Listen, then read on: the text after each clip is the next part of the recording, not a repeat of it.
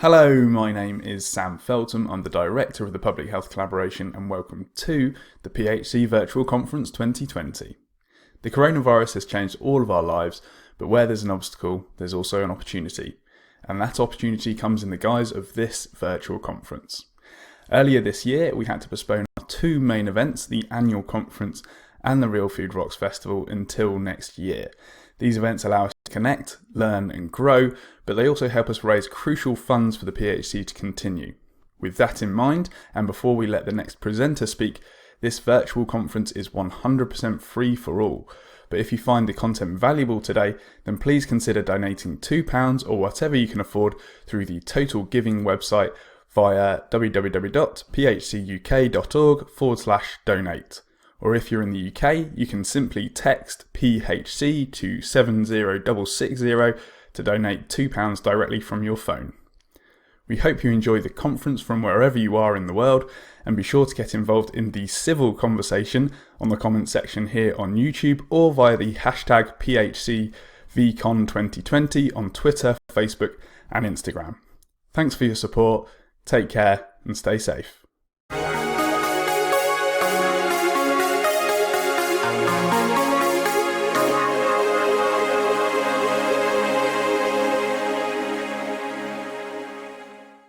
Hello, I'm very glad to be presenting as part of the Public Health Collaboration Virtual Conference 2020. It is of course a shame that we cannot have it as usual, but I think this is an excellent substitute and I very much look forward to seeing the other presentations of the weekend. I'm Sam Harvey and I've been involved with the PHC for a couple of years now, and this is my presentation on low carbohydrate diets and body composition. So you'll hear a lot about low carbohydrate diets as a method of weight loss. I'm going to focus in on body composition as opposed to just weight loss, because of course a person's weight can be several different things, and I'd like to focus on losing fat while either gaining or preserving muscle, as that's most people's preference when changing their body. And they do work quite differently and they're measured quite differently, as we'll see throughout this presentation. I find a low carbohydrate real food diet particularly effective for body composition, and I'm going to show what I've achieved through this and a couple of other case studies of people that I've assisted with this. There are some diets to follow, there are some research materials that you can look at in your own time, and lots of other recommended resources if this presentation interests you, or if body composition is a particular area of interest. I'm really glad that the PHC exists and is making real changes with all sorts of health issues, and I do look forward to all of the other presentations for the different aspects of overall health that the real food lifestyle plays into. Now, I'm just sharing what I've got experience in, and that's body composition, and I think that can be perceived as something more shallow because it's focused on appearance, or less important in comparison to those other health issues. And I believe that overall is less important, but nevertheless, a person's body composition will play into their happiness and sense of well-being, so it's important in its own right.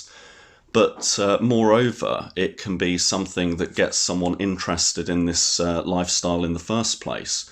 So my philosophy on this is that those healthy lifestyle changes may be discovered by a person who wishes to change their body, but they may then stay for the health and well-being aspects of it that then ensue for the rest of their life.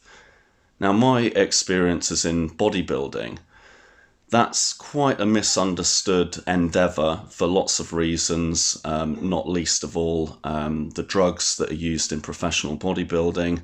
However, I've competed in drug-tested bodybuilding in the UK, and that has been an excellent training ground for me to discover how body composition is affected by different diets, because in different sports, a person's body composition, their abundance of muscle mass or their lack of body fat, will be a factor that affects their performance. In contrast, bodybuilding is the only endeavour, competitive endeavour, if you wouldn't call it a sport, which I'm not sure if I would. It is the only competitive endeavour where a lack of body fat is one of the actual things that you're judged on. So it is a very good training ground, and it is a very good comparison for how different diets can affect a person's body composition. And that's where my experience has been. That's where I've seen the benefits of the real food lifestyle, particularly low carbohydrate diets. So that had been my background. I'd always been interested in weight training, and as I'd got more advanced in it, I started competing in bodybuilding in 2018 in something called Men's Physique, which is a slightly lower level of bodybuilding. And then in 2019, I decided to do a fundraiser for the Public Health Collaboration, where my challenge was to compete in the heavyweight bodybuilding category with the UK Drug-Free Bodybuilding Association, using only real food as my diet, preparing for that show. I did that as a sponsored fundraiser, and I took part in that competition, which I then won. So I'm going to show some of my results with it, and some of the other diets that I've helped people with that are very much in the same vein. So on the right here we see my community, where I have been training people with circuits exercises, mostly outdoors on the weekend. And while we're locked down at the moment, I'm doing this online. So if you want some exercises, contact me at Sam_JDH via Instagram, and I can certainly help you out with home workouts as well. So I've always been interested in exercising on my own, and I've always been happy to read deeply into certain topics and analyse things for myself. That's how I've discovered low carbohydrate diets and bodybuilding particularly. I've leaned towards natural food instinctively. It just seemed a common sense thing, just from my very early days of weight training and the kind of foods that would be recommended. Low carbohydrate diets are actually not a new thing in bodybuilding. If you go back to the days of people like Vince Gironda, they were talking about a steak and egg diet.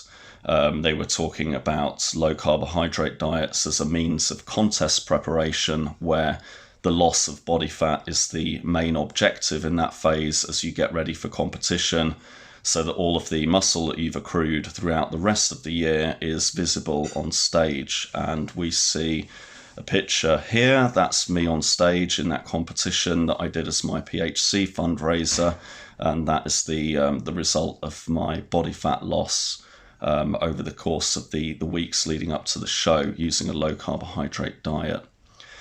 Now, it was all of this that led me to discover the PHC, because it seemed to me, just on the face of things, that a low carbohydrate diet would work, because obviously protein is extremely important. It's what muscles are made of. It's what we use to rebuild.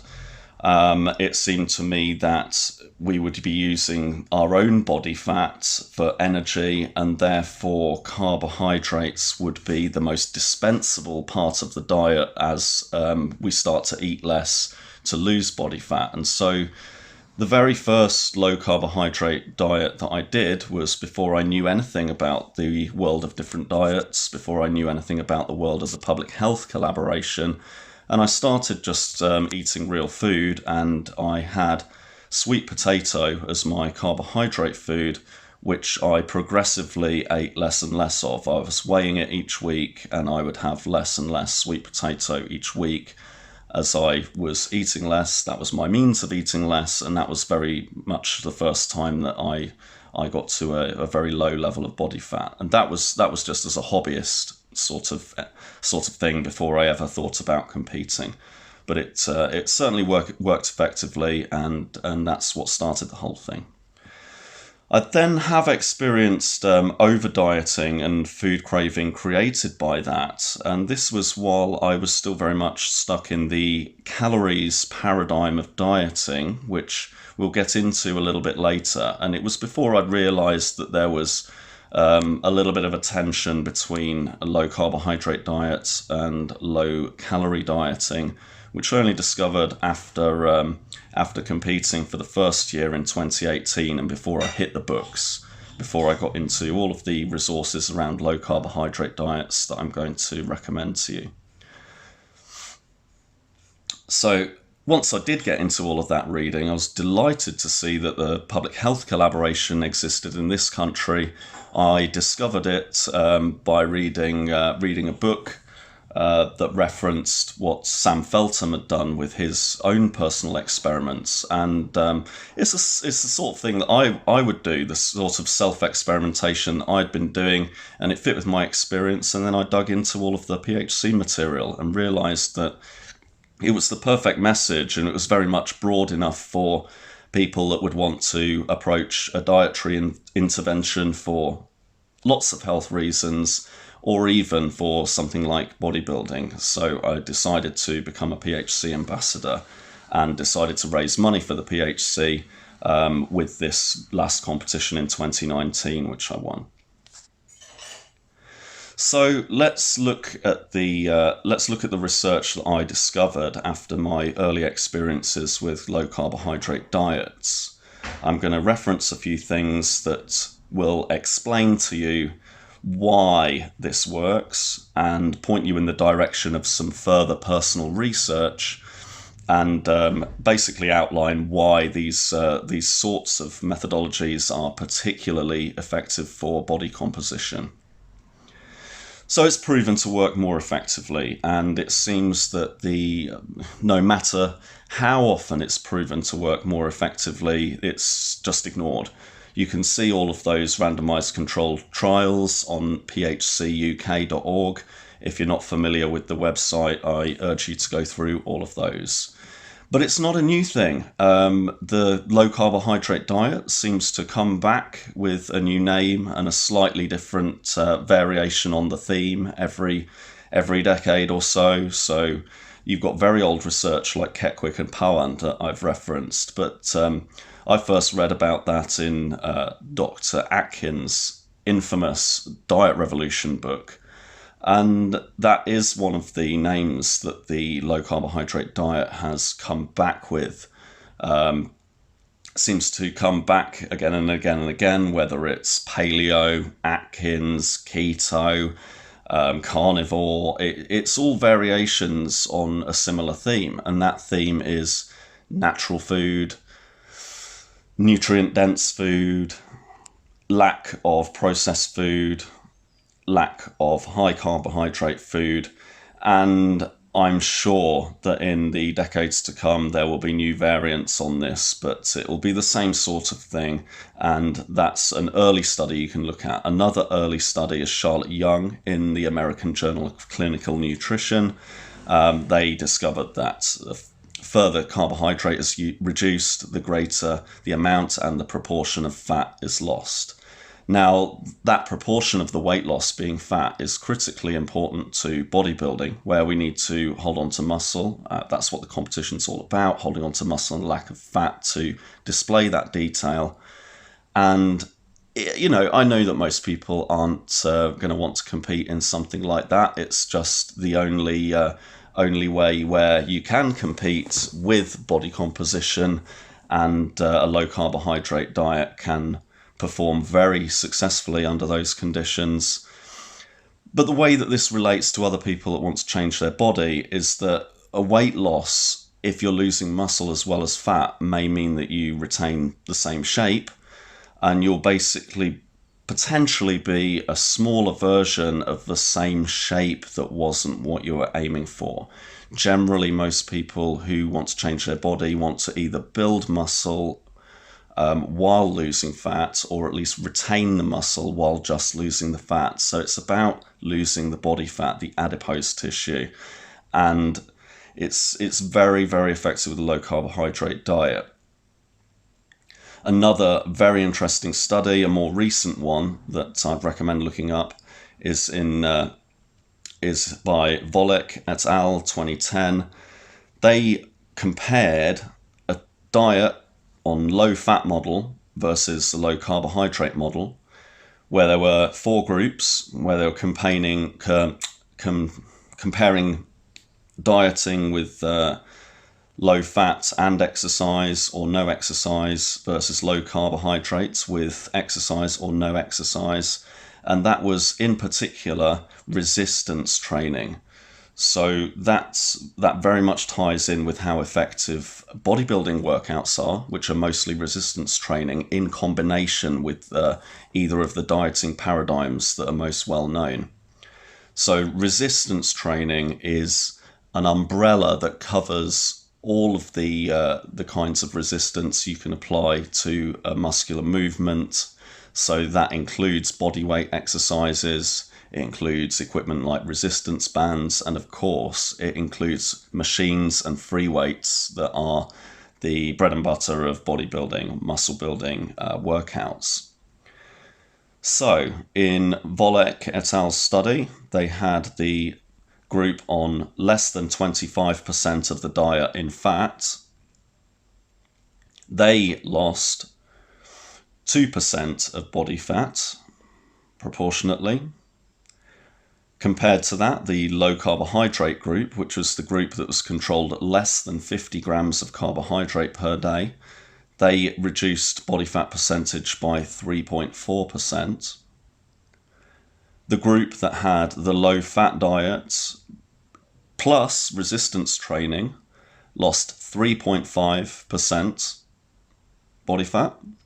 And finally, the group that did the low carbohydrate diet, that's less than 50 grams per day, and the resistance training protocol lost 5.3% body fat. That was their percentage reduction in body fat. So the first thing that stands out to me there is that the group that were doing the low carbohydrate diet only lost 0.1% less body fat than the group that were doing low fat dieting plus all of the resistance training exercise, the 3.4% or the 3.5% there. So you're about as effective doing the diet and none of the brutal workouts doing low carbohydrate diet as you are here doing this low fat protocol and doing the resistance training.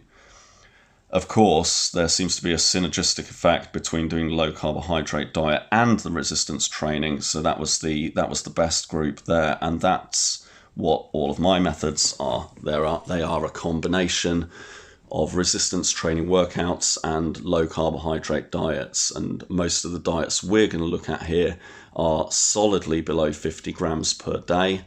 Although I'm going to explore for you some of the more versatile ways of doing it, because we want to be able to keep this up. We don't want this to be a thing where you diet for a while, you achieve a result, and then it slides off because the methods that got you there just simply aren't sustainable.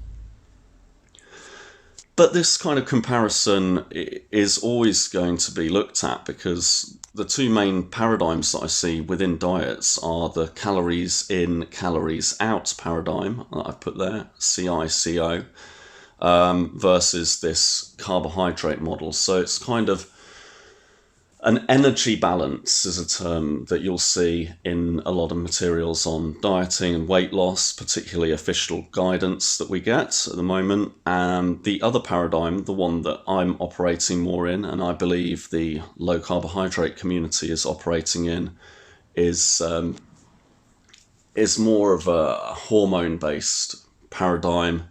It's more of a endocrine system aware based paradigm. And really, to get to the bottom of it is quite difficult, because we're constantly hearing the message of calories in, calories out and energy balance, and on the face of it, it seems that it would make sense. We're told that the body will basically relinquish this fat as the energy balance demanded by the activity demands it. So you create what they call a calorie deficit. The body's then going to take that energy from the fat stores because it needs it, but this does not account for the fact that the body will try and be more efficient with the energy as you're providing less dietary energy. You see, a calorie doesn't actually exist as a thing. It's a measurement of a thing, not a thing in itself. So when we talk about something like this, we don't have to assume that it's going to be just a matter of energy balance, because there are a lot of holes in this view of things. Not least of all that the body isn't a closed system. In biology, they generally accept that the stomach is actually outside of the body, technically speaking. So you've got questions over what kinds of things are absorbed, which aren't. And there are also several systems going on at the same time in the body. It's not as simple as it's made out to be. Without worrying about that, we need to consider why there are experiments that show that these calorie deficits and calorie excesses, these theoretical deficits and excesses, have been disproven by overeating and undereating studies. So a good example of an undereating study is the Newberg and Johnson experiment. A subject here was in a theoretical calorie deficit, being fed 1,688 calories a day, and that was just water, sugar and milk. The calorie formulas, where people think that they're going to lose a pound a week if they're in a deficit of about 500 calories theoretically per day, was that they would be losing 475 grams within this of weight during the experiment here. But in fact, this person in their theoretical calorie deficit gained 115 grams. So that's the undereating, an example of the undereating side of things. An example of the overeating side of things is the Vermont prison study, where they tried to get the prisoners to eat 10,000 calories a day, and they concluded that it was very difficult to get people to eat this much because they were giving them mostly real food. I believe it was a lot of pork, if I remember correctly. And the weight changes that were observed were nothing close to what they would have been predicted to be with the calorie formula. Another example is Dr. Ian Campbell's discovery that with 33,000 calories a day in the very morbidly obese subjects that he looked at in Larger Than Life, they would be expected to be gaining pounds per day, but these people were very much stable in their weight. It may seem absurd to eat 33,000 calories per day, but if you get addicted to addictive foods, high carbohydrate foods, foods that go down very easily, you're incorporating ice creams, fizzy drinks, all of these sorts of things, and you're having your appetite stimulated by these things constantly, you've got into an addiction cycle that's treating food as entertainment rather than nutrition. It is very possible to eat 33,000 calories a day after a point, but these people who should be gaining weight, theoretically on this, are pretty much weight stable. All of these are counterexamples to the calories in, calories out paradigm, which has become the orthodoxy. And my belief is that it's become the orthodoxy to put the onus on the consumer for getting the theoretical numbers wrong, so that all of their obesity and health problems are consequently their fault and not the fault of the guidelines, which are completely misguided and don't address what's really going on. And they allow for all of these addictive foods. So you see something that's recommended as acceptable in moderation It's very difficult advice because you're talking about things that can be addictive, and trying to deal with things that can be addictive in moderation is that's the thin end of the wedge that gets the person eating these things and eating more and more in the first place. But we're then blaming them that they're getting the numbers wrong, the numbers that don't add up when you look into some of these counter examples here. So it's a real shame. But it's slightly more difficult to understand the low carbohydrate methodology, but hopefully over this weekend you'll get an insight into it, and your own experiences will show that it's a more easy and more healthful way of doing things. Part of that understanding of why it would be more effective to use a low carbohydrate diet for body composition is the knowledge of the actual chemical processes, the bodily processes involved. So adipose tissue, that fat is stored as triglycerides. For it to be stored as triglycerides, it requires glycerol. Glycerol requires glucose. Glucose is carbohydrate, or it's what carbohydrate digests down to. So when you eat starchy carbohydrate, that's starch, always digests down to glucose. And when you have the simple sugars, they either are glucose or they are sucrose, which is glucose and fructose. But however you end up with it, you're going to end up with glucose from ingesting carbohydrate, which is what makes the guidelines we receive about basing all meals on starchy carbohydrates ridiculous in terms of losing body fat that adipose stored, because that is coming down to glucose, which becomes glycerol, which is a necessary component of forming adipose tissue.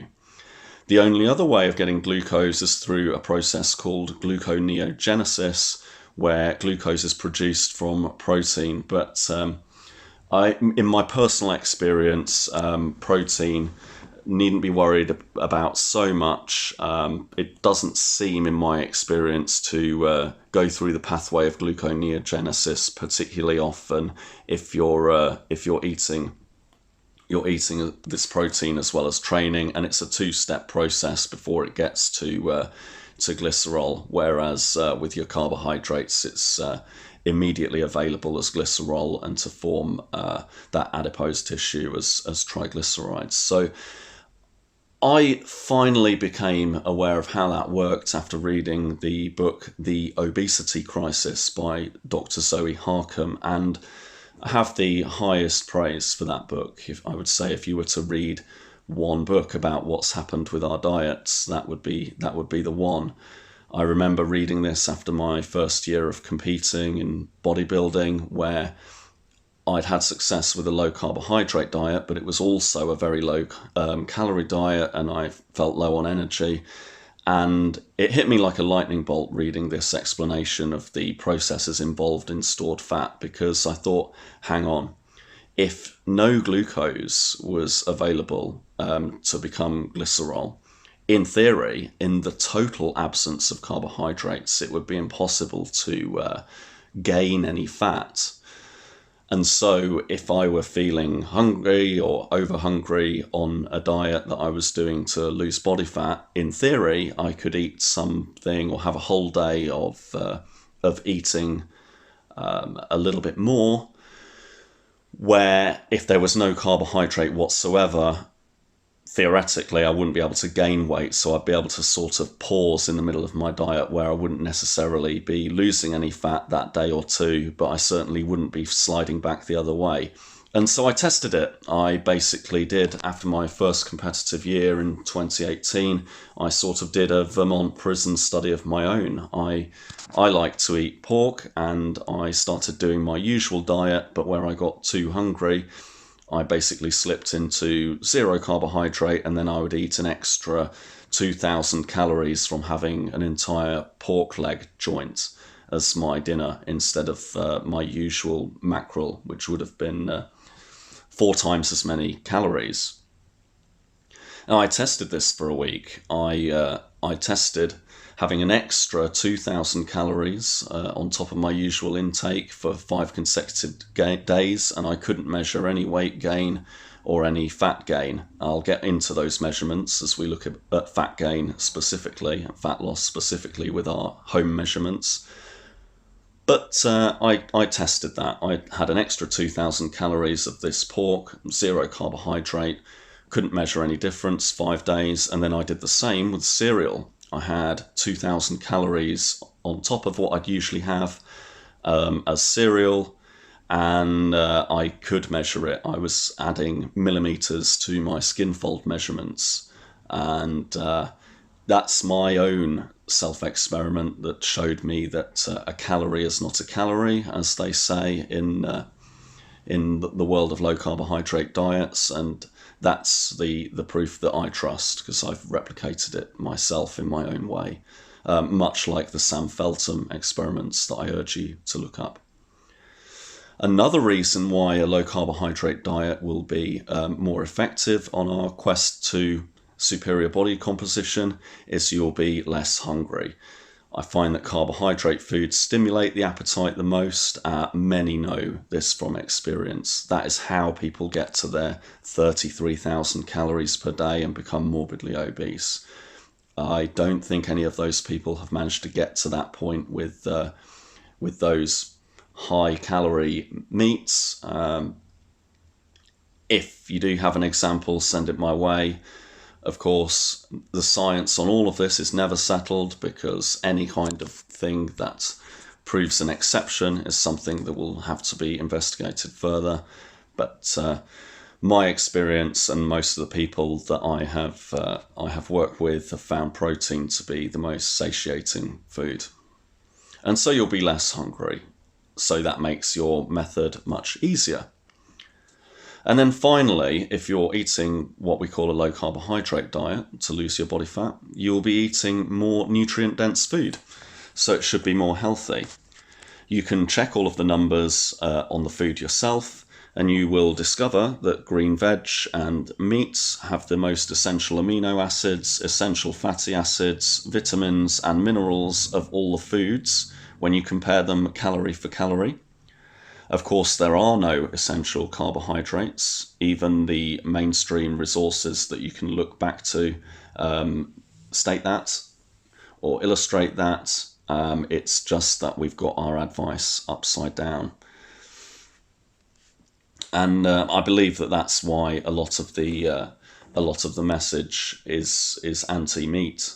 I believe that because these foods are very filling, they are the foods that are going to make it most easy to steer away from the processed foods, the high carbohydrate foods, the foods that make you a better consumer in the sense that you're buying more things.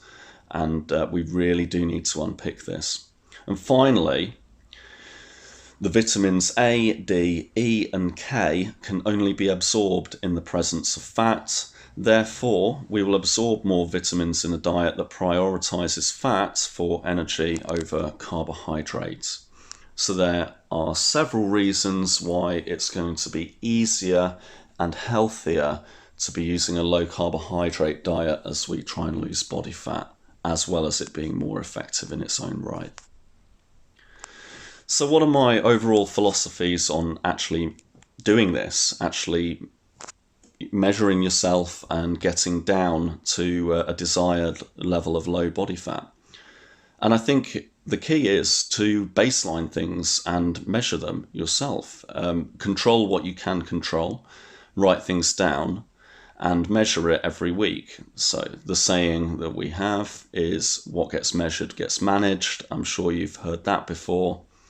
But applying that to a diet can be a little bit tricky, especially if you're trying to lose body fat rather than just weight. It also gives us control of our own bodies and what's happening. So I say trust yourself as number one and do what works. Do what works for you. If it works for you, that is the main thing that you should pay attention to. So you baseline things that you can control and track those results. And it's actually easier to do this yourself than you might think. And if you were to baseline things and just measure them week on week, and you had no knowledge of different diet methodologies at all, eventually you would come to something that works just from baselining and measuring and adjusting where things show no difference week on week. So it's about taking the right measurements though, particularly if we're trying to track getting rid of the fat rather than just weight. And so I suggest that rather than stepping on the scale as the main measurement, as most people do, we use pictures, calipers, and a tape measure all as priority over the scale, because they all tell the story of the fat loss and the real change that we're looking for more clearly than the scale does. So I say pictures are the best because they're the clearest difference, and they're very motivating, as we'll see from a couple of my case studies coming up. The second best are calipers because they're focused on body fat in all areas of the body. We can do that. Followed by the tape measure. That's particularly useful if you're trying not to lose muscle while you are losing this fat. And then the scale is very much last. So that picture of me on the right, that's a pair of skinfold calipers. They won't cost you very much, the plastic ones. It's absolutely fine to use the plastic ones. They'll only cost you about £5.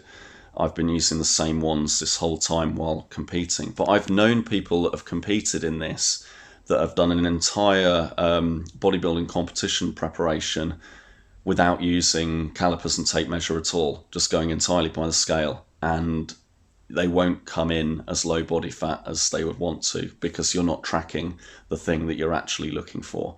That picture of me on the right there is a presentation that I did a couple of years ago, so I've been harping on about this measuring and how to use calipers for a while now. I also want to point out that a picture of me there, not on stage, kind of illustrates that if you do the natural route with bodybuilding, if you do choose to take this competitively, you'll still look very much normal in real life and not too big or freaky. Bodybuilding, yeah, it's kind of gone the wrong way. It's kind of gone in an unhealthy direction. But if you don't do all of that side of things, you can very much still be looking normal the rest of the time. So those methods of body composition measurement are really avoiding just looking at the weight loss. So there's some skills that you need to pick up with using the calipers and the tape measure. Then the next overall philosophy is making things simple to follow, with understanding which variables need to be strictly baselined and which will make no difference. So this is where your learning about food comes in.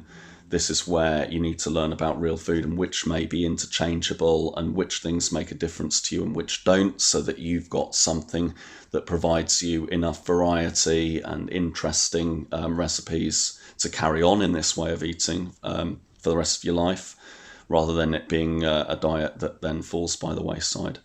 And that's what leads into making it a habit that you can set and letting it run on and on. So getting into this, I have several different kind of phases that I recommend for getting into low carbohydrate diets for improved body composition. And where you come in this list really depends on your previous history with dieting, challenges you may have, and what you're looking to get out of it. So at the lowest level, I would say that you need to achieve addiction control and skill acquisition. What that means is, if you're very new to these sorts of diets, it's a success just to kick out the fake food and learn about what's in the real food before you start actually doing a set diet and measuring week on week. That's your firm foundation. So I'd say whatever real food you can get your hands on and eat, if you can manage that for a couple of months consecutively, that's a success in its own right, even if you're not losing body fat. That's the foundation that will get you progressing towards true long-term health and knowledge. Another phase is the calorie counting and macronutrient design. Now, even though I've said this huge problem with the calories in, calories out paradigm, this calorie counting and macronutrient design phase is very useful for just learning about the real foods and learning about which ones will provide you more protein, which will provide you with more fat, which have which vitamins and minerals in.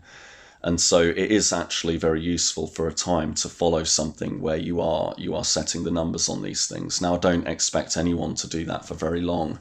It's very much like taking up a musical instrument, and if you were to pick up the piano just for fun, you would play your scales, and it's not because playing scales is the objective, it's just to get your mind and your ear and your hands familiar with the different keys and where the flats and the sharps are in the different keys, so that whenever you pick up a new piece, it's not alien to you and you've built some skill in that training ground.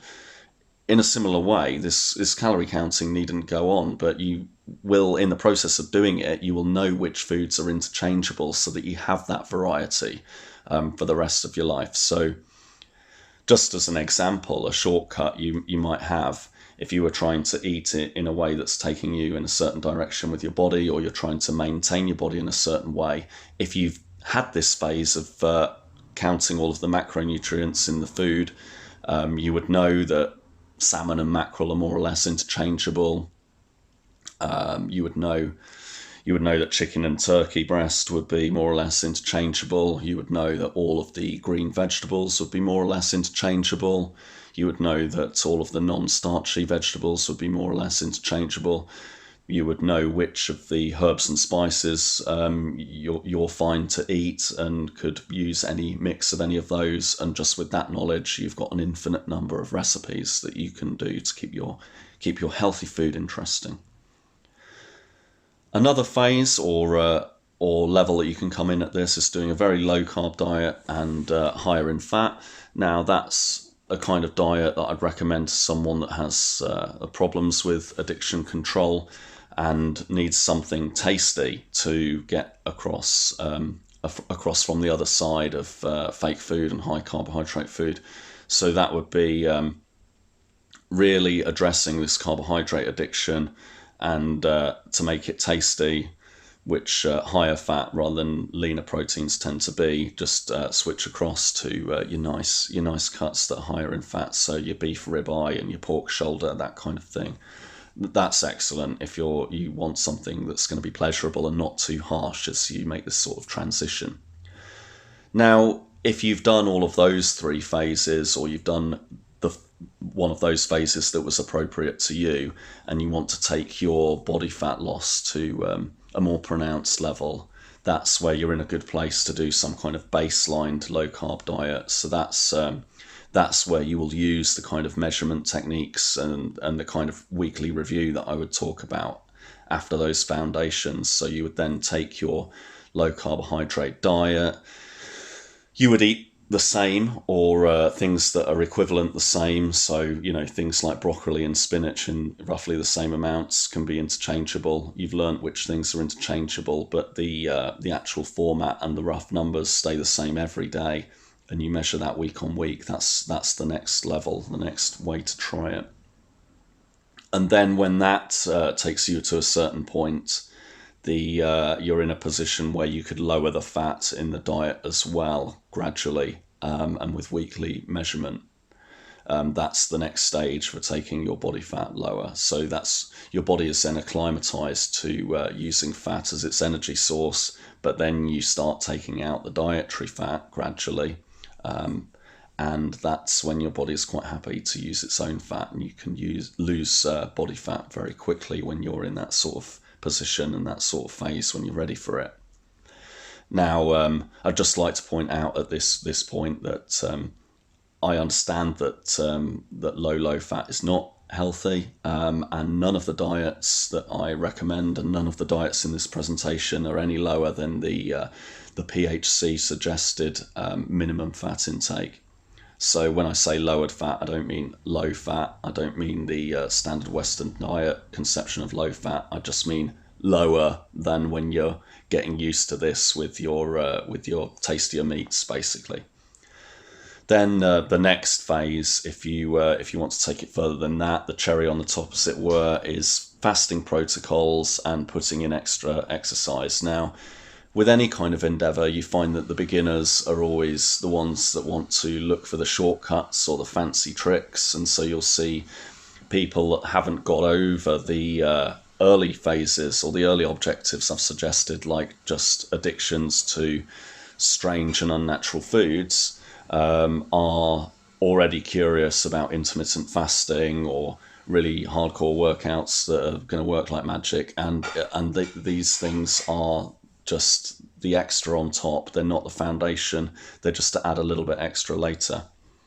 So they're the next stage that you can do from there. And then really the last phase is just if you want to take it as far as possible and do this competitively. I'm not saying that you should at all. I just thought in my case it was something I was interested in, and the arena where I would be able to raise money for the PHC and demonstrate how effective this way of eating is. So, getting into the measurements, once you are getting into a baseline diet where you're eating a diet that's more or less the same each day, or foods that are interchangeable each day, how do you measure that progress week on week? So, the most effective way of measuring your body composition or your level of body fat is the DEXA scan. But that's impractical because it's going to be expensive and you're not going to be able to do it every week. Now, if you want to keep progressing, you need to make sure that you identify every week whether things are still going in the direction that you want them to or not. Otherwise, you've wasted a week there if you haven't identified that you weren't still moving forward. So you need a measurement method that's going to allow you to identify quickly if things aren't going in the right direction. So it needs to be practical. It needs to be something that can be done weekly, I would recommend, and avoiding getting on the scale. It's about the pictures, the calipers, and the tape measure primarily, as we said before. So this picture here is someone that I designed a diet for. We're going to look at that exact diet in a moment. It was a low-carbohydrate diet, but not a very low-carbohydrate diet. It was a very versatile diet. It was an entirely real food diet and a pleasant diet, but with the absence of the fake food, you see that the bloating disappears and we've achieved some level of loss of body fat just within 20 days. So let's describe the techniques of measuring what makes sure that we're on track with this. Because these methods I've discovered are very different to how you might read about using something like calipers or tape measure. So any kind of measurement has got to be done in exactly the same way each time. Otherwise, the way that you do it differently each week is going to completely confound the results. So pay no attention to how a tailor would use a tape measure, for example, and just find a way that you can do it exactly the same each time. So what I would do with the tape measure is I would measure at the very top of the leg, and I would make sure that I would measure in the middle and just above the knee, so that they're going to be measurements in exactly the same place each time. I would do my measurements when I've done no workout for 24 hours. So I'd do it cold on a Monday morning so that nothing's pumped up from blood going into the muscles.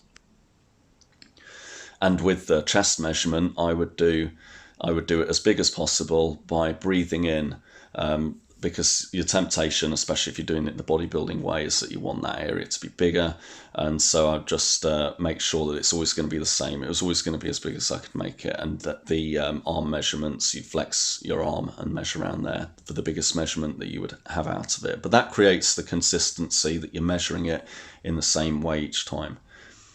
Similar problem with the calipers. If you get a set of those plastic calipers, you'll see that they have instructions about using 2 sites on your body or 4 sites on your body, that you then combine the numbers in the table and give an estimate of the body fat percentage.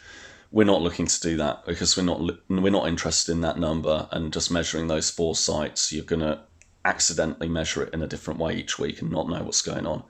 So the way I recommend to do this, I call the big pinch and the little pinch technique. Take the area of your body where you're interested in losing the most body fat, have a way of making sure that you're measuring in the same area every time. So I always do it on my stomach next to my navel. So it's always going to be in the same place because it's right next to the navel. And then I'll do the biggest pinch I possibly can and the littlest pinch I possibly can. Because when they teach you how to use calipers, they'll say that the pinch, your fingers should be an inch apart. You can't guarantee that's going to be the same every time. Your fingers and the calipers will slip on it. It's very awkward. Just do the biggest you can and write down that number in millimeters or centimeters, and the most small pinch you can take, and write that down in millimeters or centimeters. And you'll see that go down. It's really encouraging. You know that you're losing body fat if you lose a millimeter off either of those measurements 7 days later, then a millimeter the next week, and then you just keep on going. And the way this works is that when you have 7 days that have gone where those numbers haven't changed, and you know that you're measuring it in exactly the same way each time, then something needs to be changed. That can either be a little bit more exercise, a little bit less carbohydrate, a little bit more of a fasting window between your last meal of the day and the first meal of the next day. Just change something and see if that works on the following week. That's why anyone can do this for themselves. But definitely take pictures and videos, because as you see in this one, it's highly motivating. You have someone that the numbers on the scale are meaningless because they can't actually see the difference in themselves in that space of time. If you have a picture comparison like this that you can show after 20 days, that's all the motivation that's needed to just carry on with the method that's working. So record it all somewhere, and you'll know what's happening, and it will motivate you. And that's how we do it. Anyone can do that for themselves. So here's a few sample diets before we get into a couple that I've done for people with a low carbohydrate method. And this is coming back to the list of principles I suggested. These sample ways of doing a low carbohydrate diet are going to be more or less applicable to you depending on what your goals are, what your challenges are, what your preferred foods are, and that sort of thing. So most of my beginners, people I show how to do this, will start on a natural food and macronutrient controlled. Now, the reason I jump into the controlled is because they want results straight away. I need it baselined as quickly as possible so that I know when I change something that's being eaten the next week that I knew what we're changing that against, what the baseline was. So if I'm beginning someone on getting their body fat down, I'll switch them immediately to all natural food on the low carbohydrate end, but not necessarily super low, and I'll get control of that. Then another example, and this is one that some of the guys like in particular, where they want to build muscle with a low carbohydrate diet, so that they're eating nutritious food while doing this, and they're not feeling bloated, and they're retaining some kind of definition while still growing, would be meat and vegetables unlimited. So there are formats of doing this without measuring anything, and seeing how you get on. So I'd just say meat and any amount of non-starchy vegetables. And that was the off-season diet that I used at the end of 2018 into 2019 before I started the fat loss phase with a baselined ultra low carbohydrate diet. Another similar diet with no measurement of things is doing the carnivore unlimited.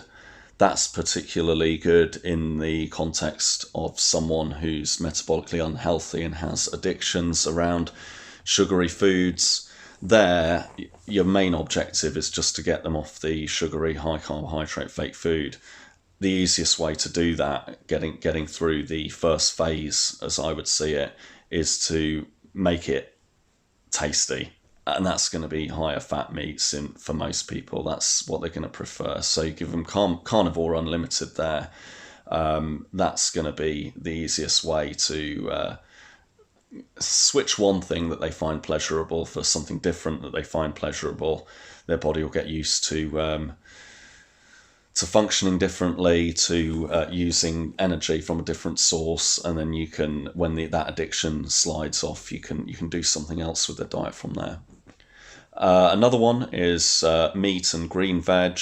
We're going to look at that in an example to follow that was baselined. That's beginners fat loss, I'd say, meat and green veg.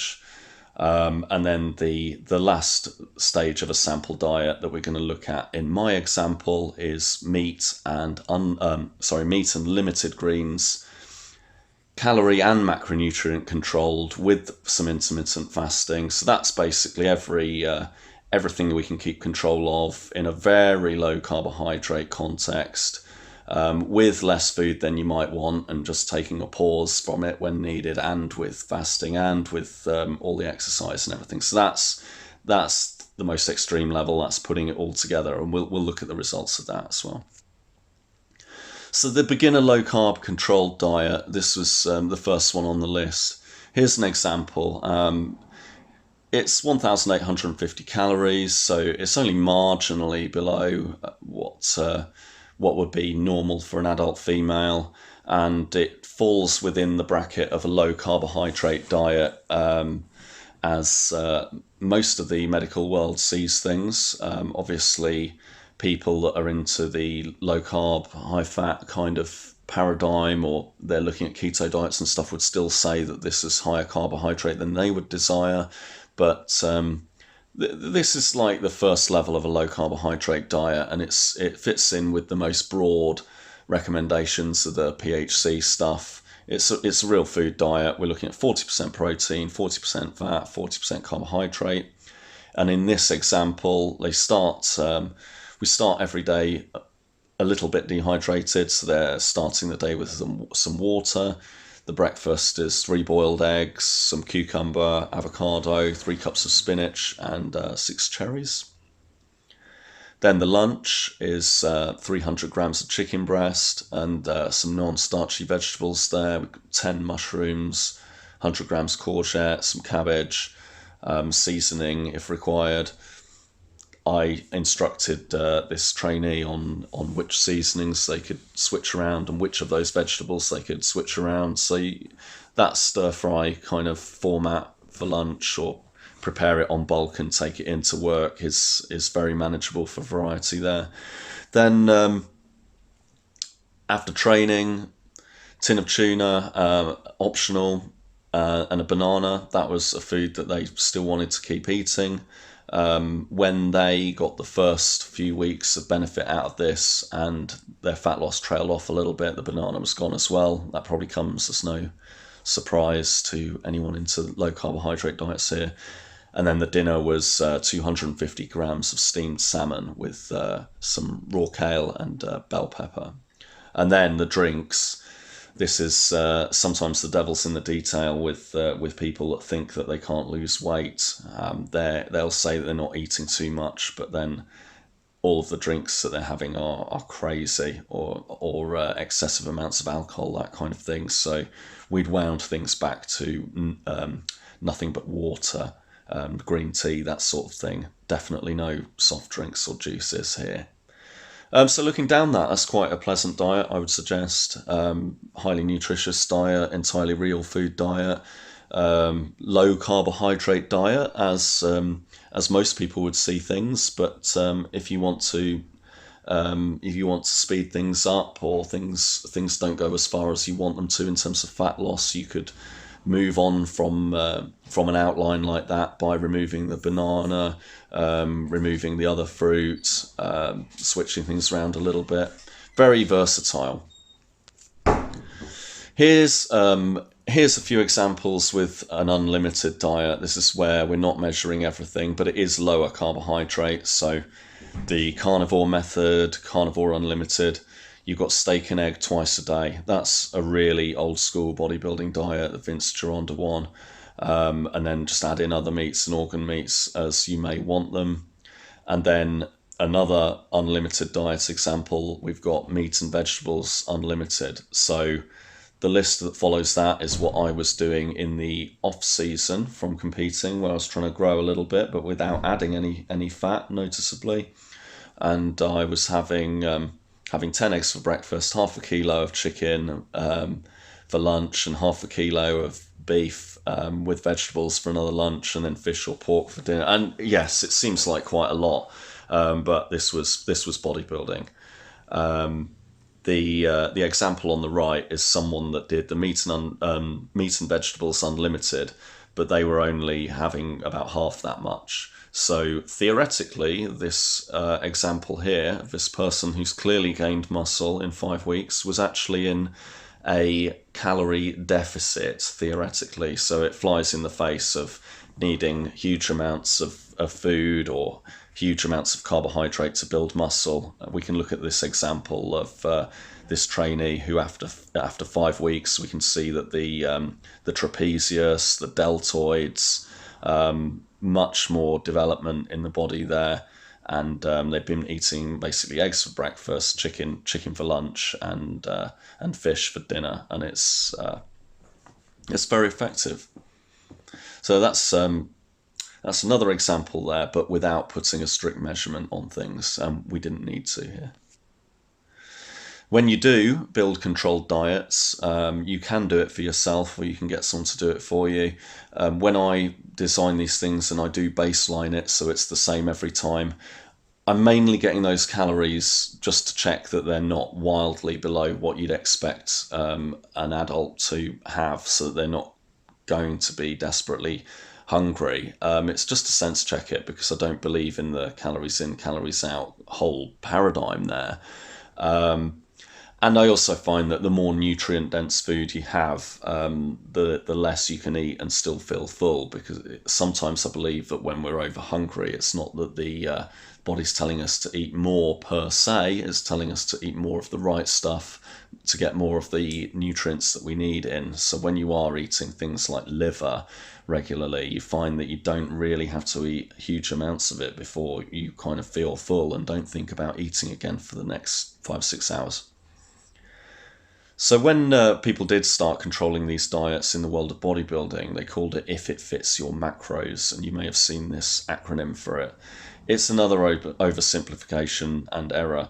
If you look at work in the low-carbohydrate kind of world, people like Dr. Robert Lustig, where they've changed people from the same diet in terms of calories and macronutrients, the macronutrients being protein, carbohydrate, and fat, of course, but they changed all of the carbohydrate content from the sugars, the sucrose and fructose, over to starch, which just digests down to glucose.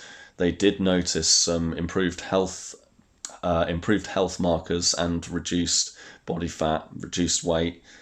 I think they're only measuring weight just from switching the carbohydrate source to the starch. So it isn't all going to be equivalent just if it fits your macros, if they call them. The reason this got this sort of view that things could be reduced down to just grams of protein, fat, and carbohydrate is a mistake that happened after people used to post online on bodybuilding forums, and people would ask more experienced people, will this be okay to change this with their diet? And people got sick of answering in detail and just say, oh, if it fits your macros. And it kind of took on a life of its own, where people thought that things would be interchangeable just based on the macros. Well, they're not. Unfortunately, there's a little bit more going on with these things. So all of your protein sources are very different to each other. What we in bodybuilding usually call complete proteins are the ones that can include all of the amino acids that the body can't produce on its own, and they're almost always found in animal sources, although some other foods that aren't animal, like buckwheat, do have them all in small amounts. So it's about the quality of the protein, the carbohydrate, and the fat. So for body composition, we want complete proteins, so that's almost always animal proteins. And if we are going to have any carbohydrate at all, it would be preferable for it to be a starch rather than a simple sugar.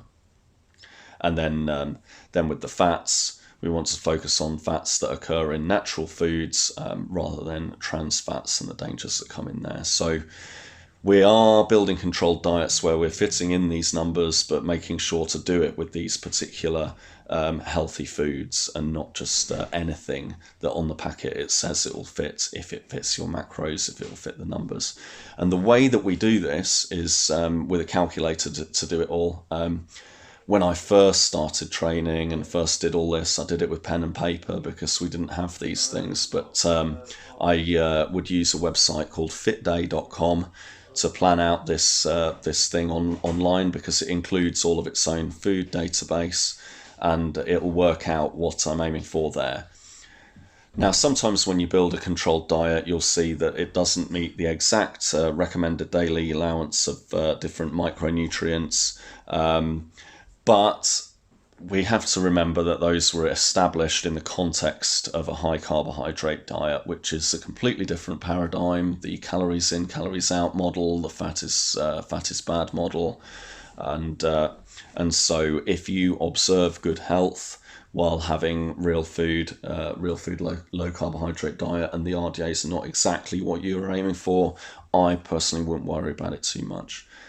Learning about which foods are more similar to each other in detail, it's worth looking at the databases within something like fitday.com, or a very big book called The Composition of Foods by McCanson Widdowson, that contains all of the data that we have tested on all of the foods, both real food and nonsense food. So finally, putting it all together is the example of my pre-contest diet, my fat loss diet, that I used to win a heavyweight natural bodybuilding competition in 2019 to raise money for PHC. That's a picture of me when I was coming to the end of my fat loss phase, which I posted on Real Food Day, promoted by PHC. And this is putting together everything that works. This is the end stage after doing all of your measurements. I would fast for 16 hours from the dinner the night before and walk for an hour before breakfast. If I wanted to speed things up and get more exercise as cardio, I would do skipping or high intensity interval training instead of that walk. In the morning, I'd have water and black coffee. After that walk or workout are done and the 16 hours had elapsed, I would have 5 eggs for breakfast, any style, boiled or scrambled either. My drink through the morning would be green tea. And then my lunch would be 250 grams of chicken breast, 2 spoons of broccoli optional, but usually I was doing none, because I wanted to be able to eat more on the days where I perhaps did feel more hungry, and I wanted a complete absence of carbohydrate on those days where I did that, because of our remarks earlier about glucose and how triglycerides are formed and what might be happening in the total absence of glucose. Then after that lunch and after work, I would get into weight training. And just to touch on this, I know it's off the diet topic, but it ties in as we've seen from the Volek study. I might as well mention what my routine was. I would do Monday chest and back, Tuesday shoulders and arms, Wednesday legs, mostly the quadriceps, Thursday back and chest. So you'll see that it's repeating now, but the muscle groups are the other way round, so that everything gets a chance to be first in the workout to create balance in the physique. So everything's the other way round for the following 3 days of the week. It's back and chest, then arms, followed by shoulders, and then a legs day of mostly hamstrings and calves, and then a little walk on a Sunday or some more interval training. And then straight after that exercise, I would have another 250 grams of chicken breast, then wait a couple of hours and have a dinner of 2 mackerel fillets, and I've put there or ZC refeed or 0 carb refeed is what I mean by that. So what I said about my own Vermont prison study, where I felt hungry on this, and I have to say most days I didn't. This diet, even though it looks quite severe, still falls within the bounds of what the PHC recommendations would allow. I'd done lower fat than this the year before, and I had felt too hungry, but I'd achieved this level of fat loss with the five whole eggs and the 2 mackerel fillets and the fat there. But if I did feel like even more, and just to be taking a pause without sliding back because of our theory we've covered earlier, I would just throw in another 2,000 calories worth of pork shoulder or something tasty like that, just to keep me going. And a few other remarks about this diet and why it's structured as it is. We know that food digests slower when it's mixed with fat as opposed to protein on its own. So you have the protein that's on its own around the weight training workout. So it's that 250 grams of chicken breast with nothing else. Your very lean protein, like after the weights workout, and then the slower digesting one, the one that's going to provide that protein overnight, is the fattier one. So the 2 fillets of mackerel, and highly effective diet. I was very pleased with the fat loss phase that I did for this competition, and it's a cheap diet as well. Cheap, convenient, effective, low carb, healthy, brilliant. And that brings me to the end. That's as far as I've taken it. And I'd just like to mention a few resources that you'll be able to use. There's more from me, particularly on home workouts at the moment, on my Instagram account, sam_JDH. If you've got any questions about this presentation, you're welcome to get in touch. Then my recommended books on diet would be The Obesity Epidemic by Dr. Zoe Harcum, that I've already mentioned. Excellent book that illustrates how we've got to the position we're in.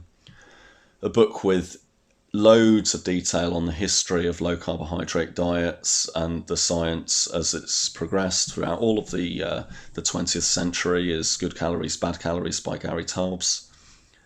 Then we've got the infamous Robert Atkins Diet Revolution. That's an interesting take on it, one of the most well known. In terms of eating almost all meat, which you'll have noticed one or two of the diets in my presentation were, we've got Wilhelm Stephenson's Not by Bread Alone, would be the classic study there. And then for just databases on all of the food that's useful while you're learning about all this would be McCanson-Widdowson's Composition of Foods. Then that exercise that works very well in combination, as we've seen, would be Frederick Delavier's Strength Training Anatomy, and the workout edition, volume 2 of the workout edition, shows you all of the variations and all of the anatomy charts and targeting all of the muscles of the body. Now, I think that in the real food lifestyle, where we're saying be active every day, if you want to be intensely active every day, I think bodybuilding is a great way to do it, because everything gets its turn to rest before it goes again.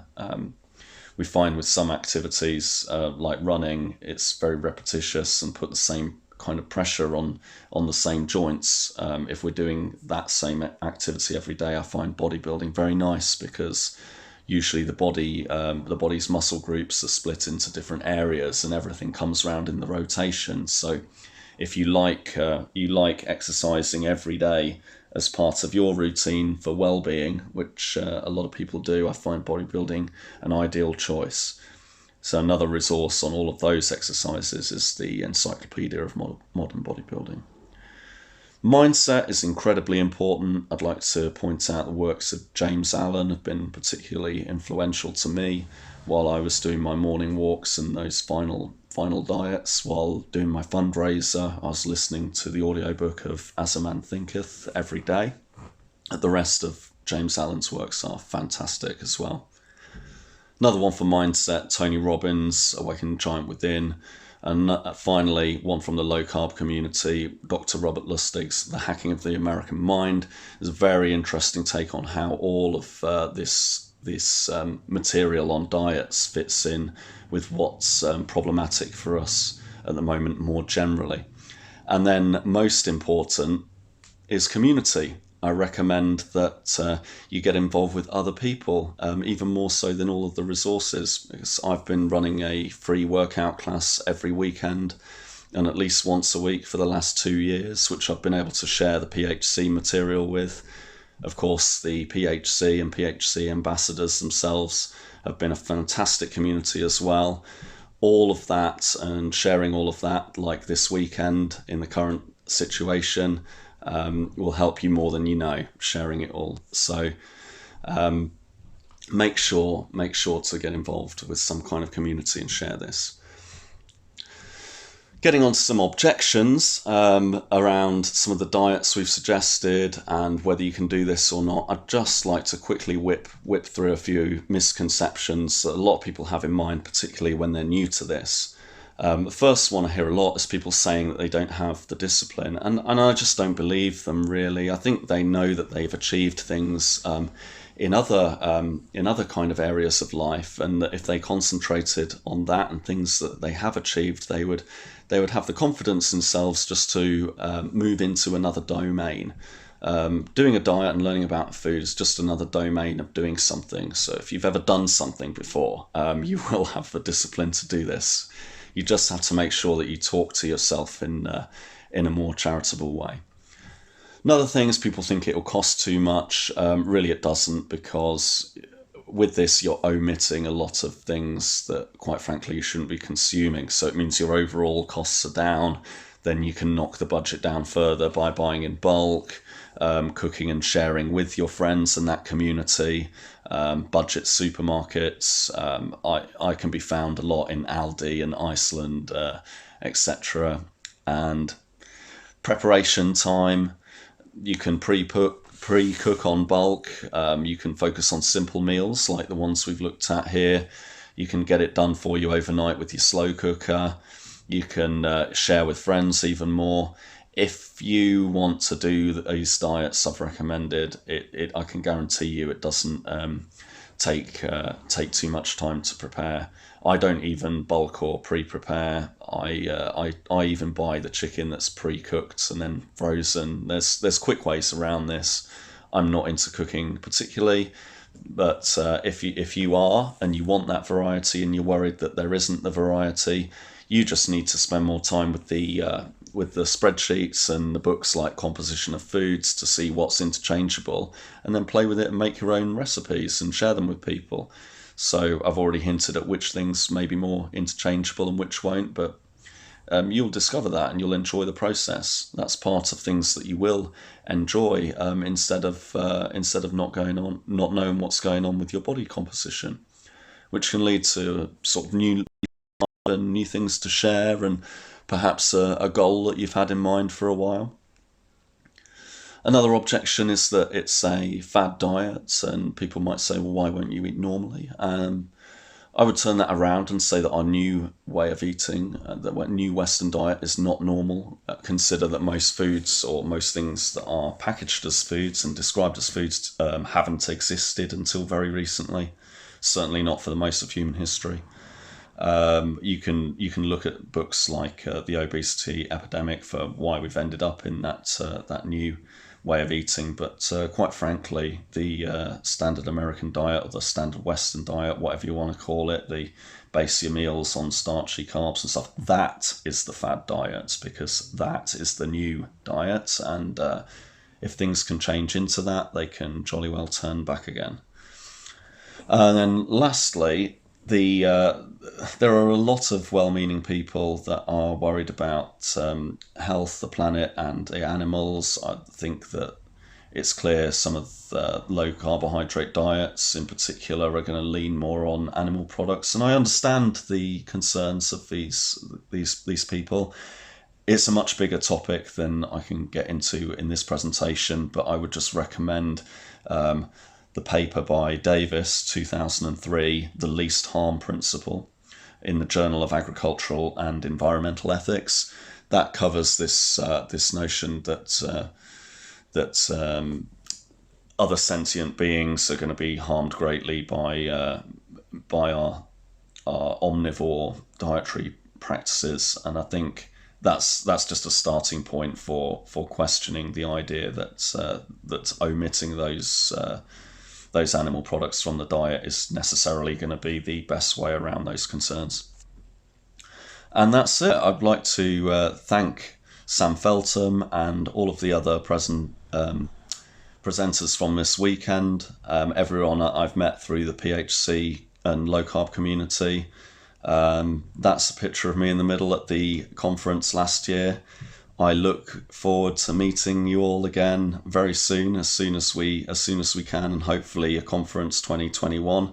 And those other two pictures were the results of my low carbohydrate diet for body composition with that bodybuilding competition that I won last year. So I've certainly achieved what I really dreamed of doing with a diet, and I hope that whether it's a health concern or a weight loss thing, whatever it is you're looking to achieve with a low carbohydrate diet is something that comes to you from all the help this weekend. Thank you.